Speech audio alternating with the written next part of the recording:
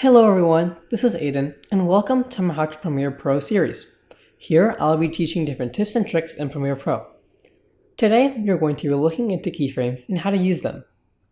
After adding a clip to the timeline, go to the Effects Control tab in the top left hand corner. Keyframes have a variety of uses and are indicated by the little clock icon as shown.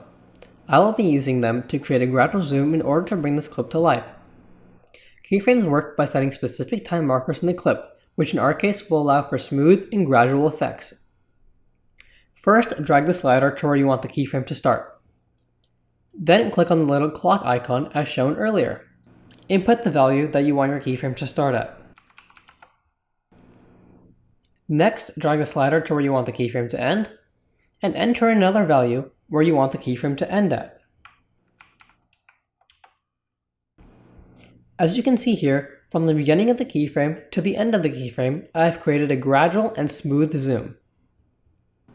While I use the scale effect in this case to create a zoom, this method can also be applied to hundreds of more effects such as position, rotation, blur, and many more. Thank you all for watching, and if you have any questions about this or another topic, simply leave a comment and check my channel for some new tutorials in the near future. Thank you, and I'll see you next time.